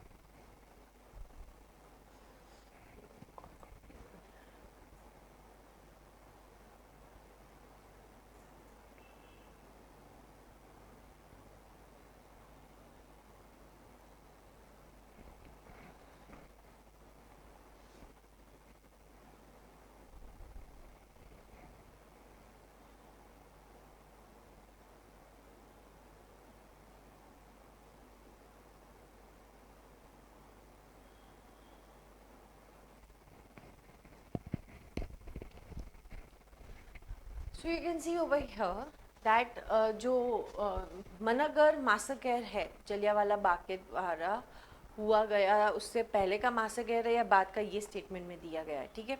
So basically first statement is wrong. ये जलियांवाला बाग से बहुत पहले हुआ था, ऑलमोस्ट 6 वीक्स या उससे ऊपर हुआ था। ये आदिवासी जलियांवाला है, यहाँ पे भिल ट्राइबल्स को मार दिया गया था ब्रिटिशर्स फोर्स के द्वारा, ये सही है। हिल्स ऑफ मनागरा ये एक्चुअली राजस्थान एंड गुजरात के बॉर्डर में। सो ये दो स्टेटमेंट सही है, ये गलत है। Now prelim focus series for you guys. Tamil Nadu का स्कल्पचर जो रिकवर हुआ है फ्रॉम ऑस्ट्रेलिया यूएस, उसकी डिटेल्स में बात करते हैं। अगर आर्ट के बेसिस पे क्वेश्चन आता है तो यहाँ से अब समझना है, ठीक है। सो उन्होंने रिटर्न किए हैं, थोड़े तो अभी तक मिसिंग है, आए नहीं है। सो जो आए हैं उसके बारे में बात करते हैं। सबसे पहले हम बात करते हैं द्वारपाल। ये आप इमेज देख रहे हो, ये द्वारपाल की है। आप यहाँ पे देख सकते हो, यहाँ पे उनका एक बहुत बड़ा गधा रखा हुआ है। सो स्टोन स्कल्पचर है जो हमें ऑस्ट्रेलिया से 2020 में रिट्राइव हुआ था। ये विजयनगर डायनेस्टी का स्टोन स्कल्पचर है जो 15-16 सेंचुरी का था। एक हाथ में गदा है, एक पाँव उनका रेस है उसके नीज के ऊपर, ठीक है। ये स्कल्पचर एक्चुअली मुंद्रेश्वर मुद्रिया टेम्पल तिरुनेलवेली इन 1994 वहाँ से चुरा लिया गया था, जो अभी ऑस्ट्रेलिया से हमें रिटर्न मिला गया है, विजयनगर डायनेस्टी का ये, ठीक है। सेकेंड नटराज। नटराज भी no the dancing hair lock of Shiva वाला जो नटराज है, ये भी यूएस से हमें मिला है 2021 में, हाल फिलहाल में। ये डिपिक्शन है ऑफ शिवा का in his divine form, Tribhanga posture में है, standing on the lotus pedestal. ये माना जाता है 11-12 सदी का बनाया हुआ है antique. So this is Nataraj, you can see 11-12 century में ये बनाया गया था। ये आप देख सकते हो। आनंद तांडव जो शिव के द्वारा किया गया है, आनंद तांडव अ डांस ब्लिस, जहाँ पे आप देख सकते हो कि कल्चर बहुत अच्छे से पूरा फाइन लाइन, ये फायर है, एटर्नल लाइफ साइकिल बताता है। ये बताता है कि यहाँ से इंसान जीता है और यहाँ पे मरता है। देन यहाँ पे बोला है कि भाई भय मत करो, ठीक है। यहाँ पे बोला है मैं हूँ, अभय मुद्रा, और ईगो को अपने मतलब जेलसी एनवी उन सबको दबाओ, ये सारी चीज़ें इस कल्चर के द्वारा दी गई है। ये स्ट्रॉन्ग रूम पुनलेरी अली मुंगू मरियाम टेम्पल तांजोर में 2018 में चोरी गया था, अभी मिला है यूएस के द्वारा से। देन एक और है कनकला मूर्ति, ये आप देख रहे हो, ये कनकला मूर्ति है, ये भी यूएस से अभी मिली गई है। ये फियरसम एस्पेक्ट, बेसिकली ये भैरव फॉर्म, शिव के भैरव फॉर्म को दिखाता है। एक हाथ में आप देखो डमरू, एक हाथ में त्रिशूल है, एंड एक हाथ में आप देखोगे तो अयोध्या, टोटल 4 हाथ दिख रहे हैं इधर। एक हाथ में कटोरा है, ठीक है, और ट्रीफॉल शेप ऑब्जेक्ट है, प्लेफुल फॉन नीचे देखो खेल रहा है वो, एंड लोअर राइट हैंड उसको शो कर रहा है। तो कहीं ना कहीं ये आइडल माना जाता है 12वीं सदी का है, जो चोरी हुआ गया था नरसिंगाधारा स्वामी टेम्पल त्रिनुवेली 1985 में, जो अभी हमें मिला गया है, ठीक है। Then you can see Nandikeshwar. Nandikeshwar basically 2021 again US से हमें मिला ये। सो यूएस से काफ़ी 2021 में हमें हमारे स्कल्पचर्स मिले हैं। ये ब्रॉन्ज का इमेज आप देख सकते हो नंदिकेश्वर, ये 13वीं सदी का माना जाता है। ये त्रिभंग पोस्चर में होल्ड करके खड़े हुए, देखो बॉडी 3 पार्ट्स में डिवाइडेड, से बोलते हैं त्रिभंग। ये त्रिभंग पोस्चर में है, एंड इनके बाकी के 2 हाथों में ऊपर आप देखोगे तो एक्स एंड फॉन है, इंद्र भाला और शस्त्र रखे हुए हैं, और बाकी 2 हाथ से वो नमस्कार कर रहे हैं, नमस्कार मुद्रा उधर शो कर रहे हैं। This sculpture was stolen from Narasinga Swami temple Tirunelveli. तो त्रिनुवली के टेम्पल्स में से काफ़ी की चीज़ें चोरी हुई थी।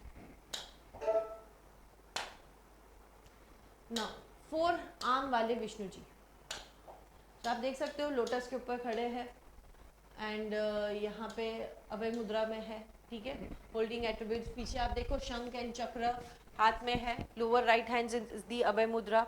ये भी स्टोल हुआ था अरिलमंगलू वरदराज पेरुमल टेम्पल अरियालूर 2008 में, हाल फिलहाल में हमें मिला। ये चोला टाइम पीरियड का 11वीं सेंचुरी का माना जाता है।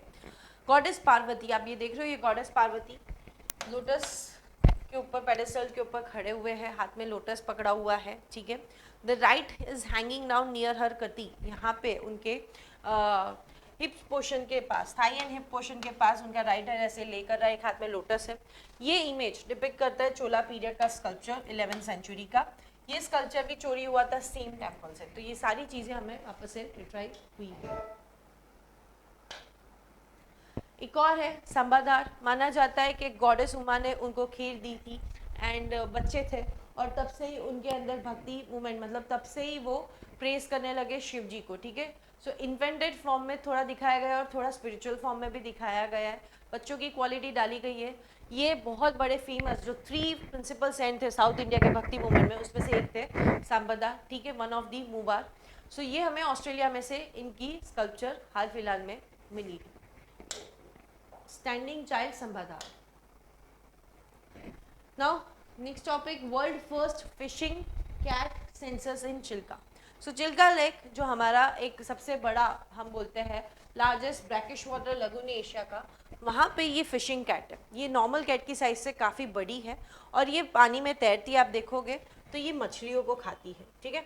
सो ये काफ़ी नॉक्टेरल है, रात को निकलती है, स्विम करती है, मछलियों को खाती है और भी चीज़ों को खाती है। तो अभी हाल फिलहाल में एक सेंसस कंडक्ट हुआ है, जिससे पता चला है that there are 176 cats, fishing cats over there, ठीक है। ये पावरफुल है, स्टॉकी लेग्स है इनके, and twice the size of the conventional house cat, ठीक है। ये रात को मतलब ये मछलियाँ पे जाता स्विम करके खाते हैं। प्लस ये frogs, crabs, snakes, birds, carcass of larger animal in addition to fish, उस पर भी फीडअप करते हैं। नॉक्टर्नल है, मतलब रात के टाइम एक्टिव होते हैं, और ये पूरे साल ब्रीड करते हैं, इनकी ब्रीडिंग सीजन पर मैक्सिमम माना जाता है कि ये इंडिया में इनकी ब्रीडिंग सीजन मार्च से मई काफ़ी अच्छी होती है, पिक में होती है बेसिकली। इनका IUCN स्टेटस एंडेंजर है, साइट कन्वेंशन अपेंडिक्स 2 के अंदर आता है, and wild life protection act के अंदर शेड्यूल 1 में आता है। नाउ इनका थ्रेट क्या है, बेसिकली ये चिल्का लगून के पास मिलते हैं, वहीं पे फिशिंग एक्टिविटी कमर्शलाइज हो रही है, फिर एग्रीकल्चर एक्टिविटी, और उसी के चलते लेक पॉल्यूट भी हुआ था, जिसको रामसर साइट के अंदर भी डाला गया था उस वक्त, उसके प्रोटोकॉल के अंदर भी डाला गया था। And because of unsustainable fishing technique, ये सारी चीज़ों की वजह से उनकी जो स्पीसीज़ की जो रेंज है वो रिड्यूस हो रही है, उनकी पॉपुलेशन dwindle हो रही है, और उनकी स्किन के लिए भी कितनी बार उनको पोच किया जाता है। Now next topic and the last topic, Tiangong space station. Tiangong space station ये चाइना का द्वारा आफ्टर इंटरनेशनल स्पेस स्टेशन, जो अभी डिकम्युनिशन हो जाएगा 2024 में, और ऑलमोस्ट हटा ही दे रहे उसको, उसके बाद सिर्फ और सिर्फ एशिया का पहला स्पेस स्टेशन और वही रहेगा, ठीक है। सो चाइना के अभी astronaut 3 astronaut into the country 3 month के मिशन में गए हुए हैं। तो हम समझते हैं त्यांगोंग स्पेस स्टेशन है क्या। बेसिकली इसको हेवनली पैलेस भी बोला जाता है, ये ऑलमोस्ट 3.35 मीटर वाइड है, 8.6 मैट्रिक टन का है, 10 मीटर लॉन्ग है। ये 2016 में लॉन्च किया था और 2 चाइनीज एस्ट्रोनॉट 30 दिन इसमें रहे थे। ये चाइना का लॉन्गेस्ट ह्यूमन स्पेस मिशन अभी तक जो रहा है, ठीक है। इससे पहले भी एक स्पेस लैब कमीशन किया गया था पर जो क्रैश हो गया था, वो स्पेस लैब जो है उसको टैंगोंग 1 बोलते थे 2011 में। तो वही बता था कि इनका फ्यूचर प्रोग्राम तो है जो आज शुरू हो गया है। So by the end, by the end of this year, Tiangong will be functioning as the space station of the China. ठीक है। फीचर क्या है इसमें? 2 रोबोटिक आर्म है, शिप है जो रिमूव भी कर सकती है, ग्रास्प कर सकती है सैटेलाइट्स को। सारी टेक्निक इसमें रखी गई है। स्मॉल आर्म है, फ्लेक्सिबल है, 20 टन का है, ठीक है। और कहीं ना कहीं यूएस ने सोचा था कि ये अलार्मिंग है कि इतना नहीं हो पाएगा कि इस तरीके से लेके जाएंगे, तो पर लेट्स सी हो रहा है। So international space station by China and even India is planning by 2030 to have its own space station, ठीक है। So we clear till here, यहाँ पे हम रखते हैं। अब मिलते हैं नेक्स्ट टाइम अगले हफ्ते with the next week current affair.